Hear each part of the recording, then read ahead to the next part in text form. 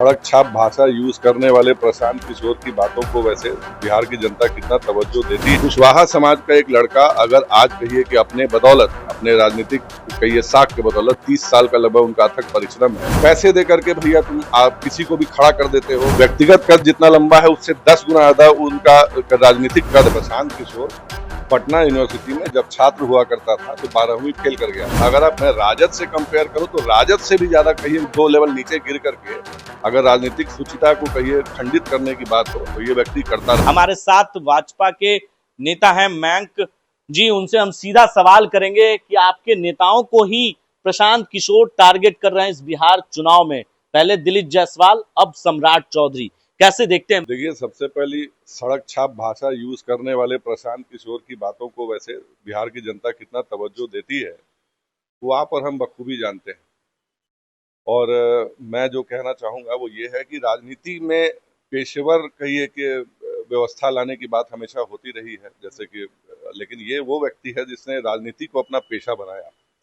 और बेसिकली अब मैं क्या कहूँ इसको, जो आपने देखा जैसे अपने आप को चुनावी रणनीतिकार बताता है ये व्यक्ति, या दूसरों के एजुकेशन क्वालिफिकेशन पे सवाल उठा रहा है। इससे पूछे कि इसकी एजुकेशन क्वालिफिकेशन क्या है, आपको गूगल करने से भी नहीं मिलेगा।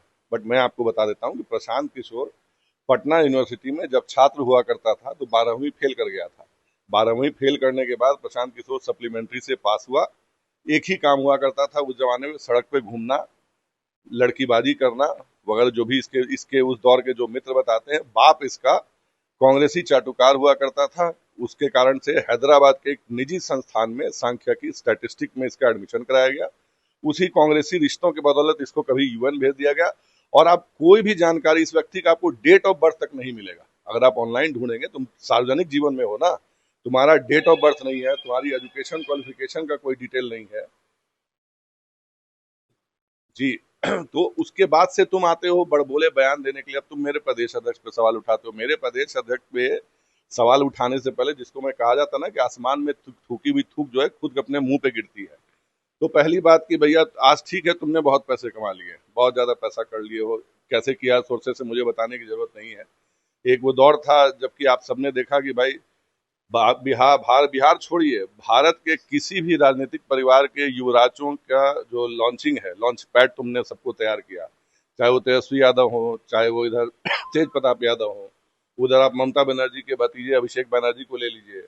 वाईएसआरसीपी में आप मैंने उनके जो नेता हैं किशन रेड्डी, आप उनको ये इनके जो रेड्डी थे वाईएसआरसी के जो मालिक अभी सर्वे सर्वा जो है। बाकी जाए दिल्ली में जाए अरविंद केजरीवाल देखिए, दिल्ली के 2 लड़के, यूपी के 2 लड़के का जो बयान देने वाला ये व्यक्ति जो अखिलेश यादव, सब माने बेसिकली ये राजनीतिक नगर वधु है। जो कि कहिए कि ऐसा कोई दल नहीं बचा है जिसके साथ कि इसके समागम ना हुए हो, जिसके साथ इसके संबंध ना रहे हो। और आज ये व्यक्ति अपने आप को समझिए कि महाभारत में जैसे द्रौपदी को एक वरदान प्राप्त था ना कि प्रतिदिन प्रति सुबह हर सुबह उसको भगवान शिव का आशीर्वाद था कि उसे पुनः कौमार्य धारण की, उसको एक आशीर्वाद मिला हुआ था। तो ये व्यक्ति सब सारे लगभग देश के सारे राजनीतिक दलों के साथ हम बिस्तरी करने के बाद आज अपने आप को बिल्कुल साफ छवि का बताता है, बिल्कुल स्वच्छ बताता है। और किसी के साथ भी कोई भी बदतमीजी भरा बयान कहिए, माने स्तरहीन बयान, मतलब अगर आप मैं राजद से कंपेयर करूं तो राजद से भी ज्यादा कहिए 2 लेवल नीचे गिर करके अगर राजनीतिक शुचिता को कहिए खंडित करने की बात हो तो ये व्यक्ति करता रहता है। और अभी जो कल जो मैंने जो एक बयान देखा, मैंने हास्यास्पद है, हास्यास्पद से भी मतलब कहिए कि गया गुजरा है। और ये इसकी गंदी, ओछी और जातिगत जिसकी धारणा को दर्शाता है। एक कुशवाहा समाज का एक लड़का अगर आज कहिए कि अपने बदौलत, अपने राजनीतिक कहिए साख के बदौलत 30 साल का लगभग उनका अथक परिश्रम है, आज बिहार के डिप्टी सीएम है। उस व्यक्ति का व्यक्तिगत कद जितना लंबा है उससे 10 गुना ज्यादा उनका राजनीतिक कद है। ये व्यक्ति उनके आगे कहीं ठहर नहीं सकता है, टिक नहीं सकता है। और उनके ऊपर आरोप लगा रहा है, खुद का तुमने कभी देखा नहीं है राजनीति। मैंने आज ये सिर्फ पैसों के बदौलत, तो मैं तो कहूंगा कि इसके पैसों की जांच होनी चाहिए। क्योंकि जैसे जॉर्ज सोरोस की, सरकार तो आपकी है, मैं तो मांगी अपनी ही सरकार से मांग कर रहा हूँ। जॉर्ज सोरोस टाइप की फंडिंग देखिए, देश को, समाज को हमेशा खंडित करने की बात करता है। हमेशा जहां देखिए मुसलमानों में जाता है तो ये मुसलमान बन जाता है, दलितों में जाता है तो दलित बन जाता है, बाकी अदर कास्ट में आता है तो अदर कास्ट बन जाता है। खुद आप पांडे जी हैं, आपके पार्टी में आपने जैसे देखा होगा कि इनकी जो कंपनी है, आज तक जब आप पेशेवर राजनीति में आए हैं, आपकी कंपनी आपने क्या सरेंडर कर दी क्या? अभी भी पिछले दिल्ली चुनाव में अगर आपने देखा होगा तो सो कॉल्ड बिहार की अपनी जन यात्रा के बीच में ये व्यक्ति छोड़ के अरविंद केजरीवाल की कैंपेन करने के लिए गया था, और भले चुप के पिछले दरवाजे से गया, लेकिन आप वहां बच्चा बच्चा जानता है कि इसकी पूरी टीम वहां लगी हुई थी। खुद अभी जिस आरोप का आपने जिक्र किया, पैसे दे करके भैया तुम आप किसी को भी खड़ा कर देते हो, आकर के किसी के ऊपर अनर्गल बयान दिलाते हो, साक्ष्य इतने मौजूद हैं, तो तुमने कार्रवाई क्या करी? मीडिया ट्रायल करने से क्या तुम नेता बन जाओगे क्या? और किसी के ऊपर भी कुछ भी बोल देने से हो जाओगे क्या? दिलीप जायसवाल जी हो या सम्राट चौधरी जी हो या कोई भी हमारे पार्टी के नेता हो, वो एक सतत कहिए संघर्ष की राजनीति से आते हैं। आदरणीय दिलीप जायसवाल जी का 20 वर्षों तक तो वो सिर्फ कहिए कि कोषाध्यक्ष के पद पे रहे। जिस क्षेत्र से वो जीत के आते हैं वो भी अपने आप में कहिए कि एक क्या कहा जाए, एक अपने आप में एक अचरज भरा चीज है। लगभग 68% मुसलमान का कहिए वहां पर वोट बैंक है, उस वोट बैंक से भी वो जीत करके आते हैं और लगातार जीतते आ रहे हैं।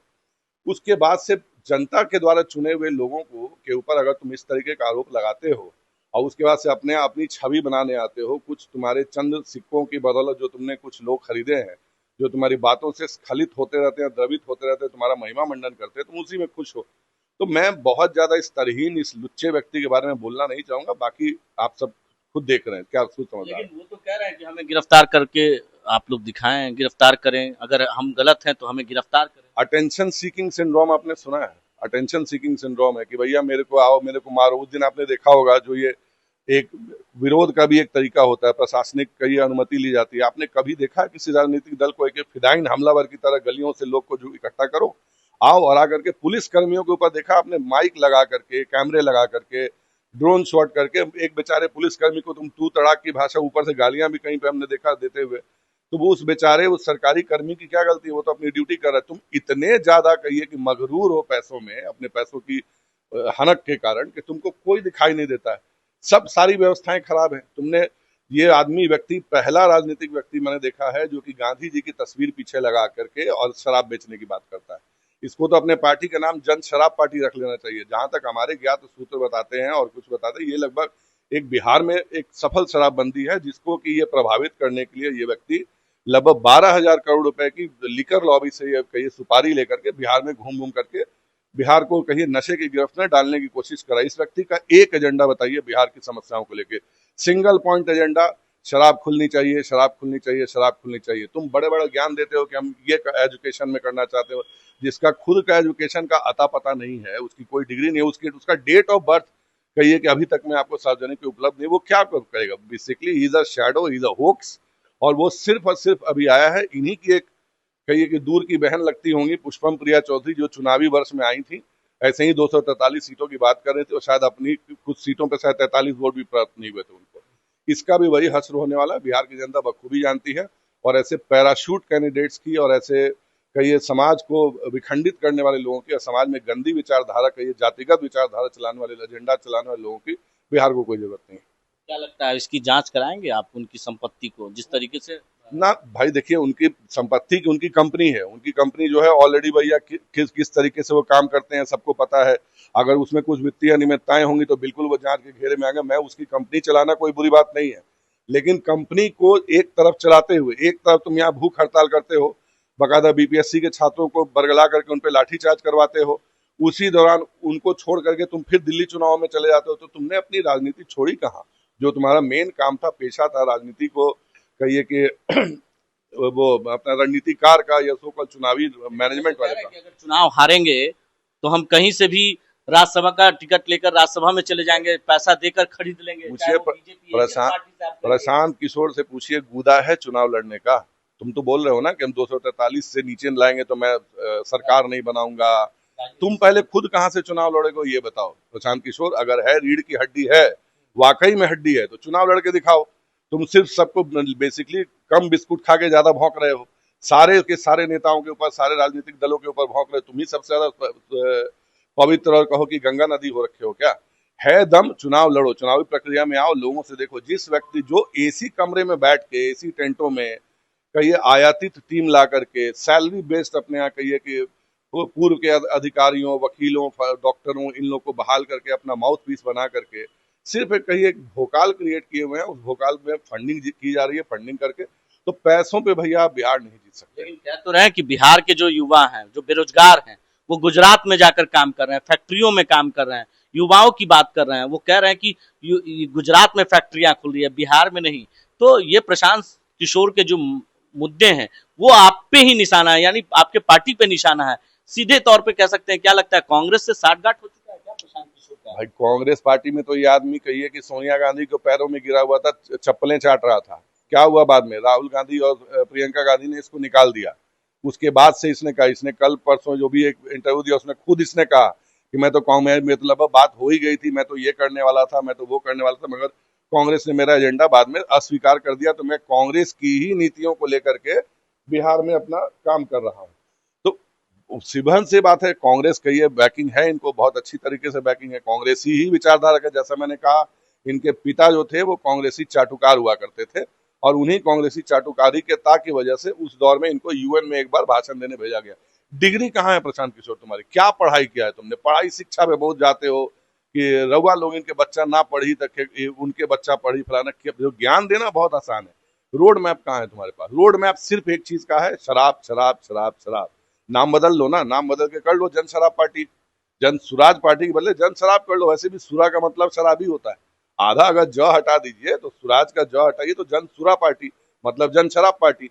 दिन रात आपने किसी भी राजनीतिक दल को, घटिया से घटिया राजनीतिक दल को आपने देखा है नशे की वकालत करता हुआ? ये व्यक्ति सिर्फ और सिर्फ नशे की बात करता है। खुद क्या पता नशे में, प्रशांत किशोर शराब पीते हैं? मैं तो वही तो कह रहा हूँ, जो व्यक्ति खुद नशे में रहता होगा वही ना दिन भर नशे की बात करता है। भैया तुमको पीना है, अपने बच्चों बीवी के साथ पियो यार, पार्टी करो, वही करो। कम से कम राजनीति में क्यों आकर के? बिहार की जनता जो कि कहीं, जिस पे आपने जो जिक्र किया, हमारा डबल डिजिट का जीडीपी पे है, बिहार अब टेक ऑफ करने की तैयारी पे है। हमने लगभग, हमारा जो अर्थव्यवस्था है और हमारा जो भी इंफ्रास्ट्रक्चर डेवलपमेंट हुआ है, Bihar is now on the worst of taking of. उसको तुम आके डिरेल करना चाहते हो, नशे की गिरफ्त में डालना चाहते हो। तुमको नशा ही सर्वोपरि है तुम्हारे लिए, और उस नशे में पता नहीं क्या नशा करता है। जिस भी नशे में तुम अनर्गल बयान देते आते हो, सबूत कोई नहीं, कोई तुम्हारे पास आधार नहीं, तथ्य नहीं है, कुछ पे कुछ बकते आते हो। अरे जिसके ऊपर आरोप लगाते हो, कम से कम देख लो भैया कि वो आदमी एमफिल एमबीए पीएचडी सब कुछ है, तुम्हारी अपनी डिग्री क्या है?